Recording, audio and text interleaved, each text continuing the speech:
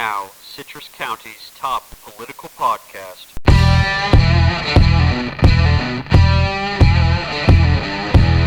At some point you look around, and you're the only one. It's pretty good. And just like that, the perspective shifts.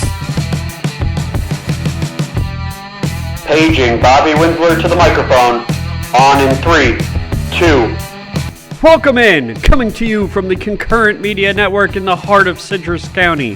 However you're making this part of your day, whether it's Apple Podcasts, Spotify, the iHeartRadio app, or even through the Concurrent website, we are sure glad you're joining us. Today's show is brought to you by the Concurrent, your newest outlet for Citrus County opinion-based news. Check out the Concurrent, read, listen, watch, discuss at theconcurrent.com. Welcome to the conversation. Today's show is sponsored by, us. My goodness. This is the first podcast following a commission meeting. We're going to talk about the sign-on bonus for new employees. We're also going to start with the same topic that we've talked about in each show so far, which is the animal shelter. The new animal shelter is now on the 1 yard line. I'll tell you why I'm hoping for a goal line stand. But I just got to start with a quick thank you. The Concurrent has started to be slow roll advertised since Sunday, and the result has been incredible. It's been overwhelming with numbers that I try and reach that we've just completely blown past. It's all a credit to you. So truly, from me to you, thank you for being here. Let's start with this. When someone asks you, who are you? How do you respond? And I mean beyond your name. Who are you? Maybe you define yourself by your nationality, your religious or political affiliation. Maybe it's your kin, meaning like a mother of three, or such as on my personal Twitter and Instagram bios, I lead off with the description of husband. But I start my Facebook bio the way that I think a lot of people define ourselves, which is by occupation. This isn't necessarily a bad thing, as our chosen profession can, not always, but usually does, say a lot about us. And it's not what the job says on the surface. Here's some examples. If you're an engineer, it might not mean that you value math, but rather that you hold order and organization in a high regard. College professors, like myself, are usually passionate about our subjects, yes, but even more driven by the ability to inspire others. If you work in retail or hospitality, you may love being part of that team that runs those highly choreographed, chaotic operations while taking pride in your ability to interact with a wide range of people. This next level of how a job defines someone happens for me when I look at all 5 commissioners. Though all 5 of them have business backgrounds in companies that they've started, Commissioners Kennard, Davis, and Schleybaugh are the 3 most closely associated with entrepreneurship, and Carnahan and Kitchen I mostly associate with the public sector because they've been elected officials for the better part of a decade. Just like the engineer is interested in organization, just like the college professor is motivated by inspiring, just like the hospitality worker is a team player, entrepreneurs are not defined by the business they run, but rather by their comfortability with risk. That's it. Risk doesn't bother them because they have supreme confidence in their ability to find a way to succeed, even if that means failing and starting over. It is such an admirable and downright American trait. And that's in part why we call small business the backbone of the American economy. Here's the problem with that, though. It's not always the right mentality to have in governing. I'll get back to that in a couple of minutes, but pause that thought and let's go to this. To recap the animal shelter portion of the commission meeting real quick, Commissioner Jeff Kennard proposed a motion directing staff to bring back plans for a new shelter at the Lecanto 491 site near the jail that would cost between $8 and $9 million, but that we would count what has already been raised privately toward the cost, meaning the taxpayer portion would be around $7.5 million. Commissioner Ron Kitchen lamented that in a prior meeting they had agreed to continue exploring options, and this backs them into a corner, and he immediately expressed that he was not in favor. Chairman Scott Carnahan floated the idea of amending the motion to include using 100% of the proceeds from the sale of Betts Farm, a large Crystal River property the county owns, worth somewhere between $3 to $5 million, all of this toward the shelter, to minimize the financing that the county would have to incur. The commissioner seemed open to that idea, but ultimately they chose to not include it in the motion, so Carnahan ended up voting against the project because $7.5 million was too much for the county to borrow without considering more options. So the motion passed 3-2. Commissioners Kennard, Schleybaugh, and Davis in favor, and Kitchen and Carnahan opposed. This does not mean a new shelter is a certainty, but rather that staff will bring back a plan that fits this budget for a final vote in a couple of weeks. And here's why I'm hoping for a goal line stand when that vote happens. I have said it every week so far. I am in favor of a new shelter. Commissioner Schleybaugh made the great point that a shelter's lifespan is roughly 30 years. Ours is 50 years old. So the right option is to start new, not renovate. Somewhere along the way, though, we've created this false sense of urgency that we have to have it done yesterday. Before you push back and you say, oh, you don't know how bad those animals have it. Yes, I've toured the shelter about a year and a half ago, went through the whole building. Yes, I understand conditions have deteriorated since then. Some emergencies may exist. This reminds me so much of the CARES Act money that was such an emergency to get into the hands of businesses and individuals. Two plans were set in place. One to give $450,000 to the United Way to get it in the hands of individuals, and one to give $1 million to the Chamber to get it into the hands of businesses. This was done at the end of last year through the beginning of this one. You know what happened?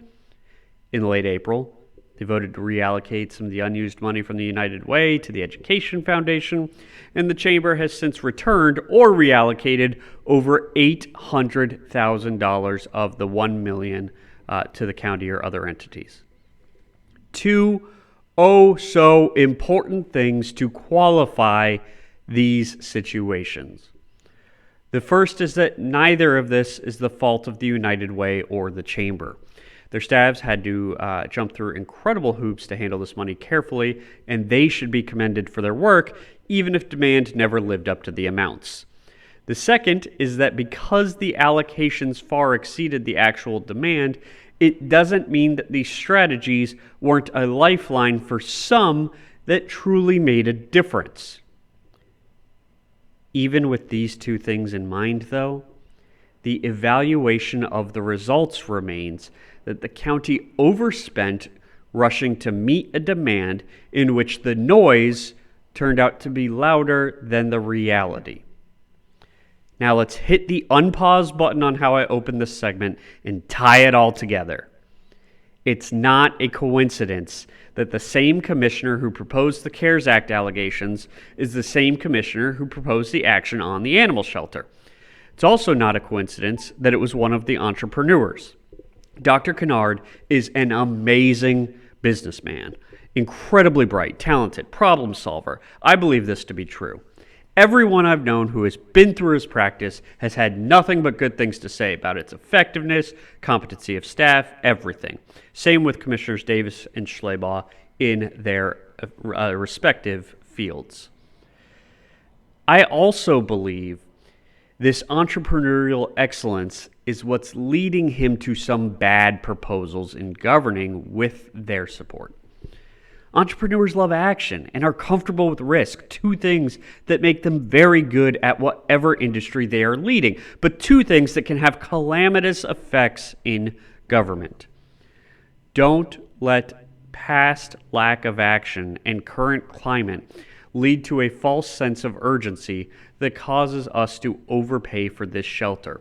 Because unlike the United Way and the Chamber, who were able to shuffle the money around with when both allocations failed to meet demand, this shelter could saddle us with significant debt for a decade. How significantly are we talking? County Administrator Randy Oliver said debt service payments would be between $500,000 and $600,000 annually. If this doesn't sound like a lot in a $303 million budget, then think of it this way. That's a quarter of the size of the annual residential road resurfacing budget from just 2 years ago that we'll be paying every year for the next 10. You don't want to throw good money after bad repairing the shelter that is going to be retired, but use some of the private funds to address the most serious emergency fixes now. Vote this plan down when it comes back brought forward, and then spend a little bit more time to do this right. We'll get to topic 2 in a second, but first, be among the first to advertise with the Citrus County Concurrent. We offer a variety of ways to meet your next customer, including website graphics, audio reads, and even traditional print advertising. Get in early, lock in your rate, even as our audience grows. Special consideration for donation spots given to nonprofits as well. Contact advertising at theconcurrent.com for more information. That's advertising at theconcurrent.com to learn more. Last thing I'll say on that is, did you know Facebook's motto was literally move fast and break things when it started? That's what business loves to do, move fast and break things. And it's not what our governments should be doing. Okay, we need to move along. I went way over the clock on that one. I'll make this one short. I'm sure you've seen those paintings that can be two different things depending on how you look at it. There's one that can be a rabbit or a duck, another famous one of a young woman or an old maid. It's the same painting, and neither perspective is wrong, but even so, you're going to have a version of the painting that you like better and that you'll always see first. That's what the sign-on bonus program is. The County Commission voted 4-1, with Commissioner Kitchen being the lone opposed, to accept a $100,000 returned from the Chamber to pass along to CareerSource, and $70,000 of that would be used for $1,000 sign-on bonuses to employees in low-wage, their words, not mine, low-wage positions. The people who see the duck in this painting, in this situation, see it as a reallocation of funds that were meant to help businesses that is now going to be used to incentivize employment, which is one of the biggest needs among businesses as they struggle to find workers. Those, like myself, who see it as a rabbit, think that this is government competing with business, or worse, it's government competing with itself. There's a host of reasons, with morale of existing workforce employees being the top of that list, as to why this is a bad idea. I can't say it better than it has already been said, though. Former President Ronald Reagan, whose last day in office was the day I was born, once said the 9 most terrifying words in the English language are, quote, "I'm from the government and I'm here to help." That's what this is. It's not evil, it's not malicious, it's not even stupid, although I would call it ill-conceived. It's the action of government overreach that we're already getting increasingly comfortable with here in Citrus. And that's where the concurrent comes into play, as to be a contrarian, contradictory voice, a fresh perspective as to the perspective that's going to be pushed in the media. Chronicle publisher Jerry Mulligan's Sunday commentary, which I enjoy greatly every week. He's a fantastic writer with clever insight. But his piece this week, which was tacitly in favor of this proposal as the Chronicle struggles to find newspaper delivery people, said, quote, this is from his piece, quote, "I can already hear the critics. If you just doubled the pay of the carriers, you could fill all the jobs. But that would mean I have to double the cost of the newspaper. And how many of you honestly would keep your newspaper delivery if the cost doubled?" End quote. I have never run a newspaper before, and the Concurrent is definitely not a newspaper. But I'm scratching my head at that math. According to the comments on the Chronicle's ad listing, carriers made around $250 a week base salary, not including gas or wear and tear. So most carriers, again, according to the comments, who are people with bad experiences, were netting about $125 to $150 per week. The Chronicle has since removed the posts with the comments and reposted the job with a disclaimer of their own in the comments that said they've adjusted the pay for many of the routes. Even so, the Chronicle costs $182.51 for daily delivery where I live in Crystal River. And you mean to tell me that doubling a carrier's pay to $500 is going to increase my cost for a single home on the route, not covering gas or a car? And now the paper's going to cost me $365.02? That doesn't make sense to me. But I'm going to chalk that one up to not knowing enough about the industry rather than Jerry making a false equivalency claim about businesses. Do prices go up as costs are passed along to the consumer for things like employee salaries? Yes.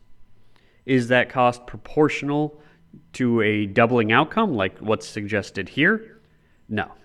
I simply don't believe it. So why do I care? Or more importantly, why should you care? Because lending support to this program, this sign-on bonus program, instead of returning the money to the general fund of the county, is going to hurt businesses through morale and others more than it is going to help. And 6 months from now, when we're having a discussion about raising the county sales tax, because we're paying over $500,000 a year for an animal shelter, we're going to wonder where all the money goes.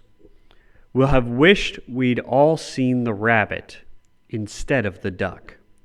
Just remember those terrifying 9 words. I'm from the government, and I'm here to help. That's all from the Bobby Winsler Show. Follow the Concurrent on social media for the latest updates, and we'll be back next Tuesday at noon. If you want to join this conversation, find us on social, the Concurrent Facebook, Twitter, or go to the Concurrent website. Post on our discussion boards. Today's episode was sponsored by us. This Bobby Winsler Show is available on Apple Podcasts, Spotify, iHeartRadio, and the Concurrent website. See you next week.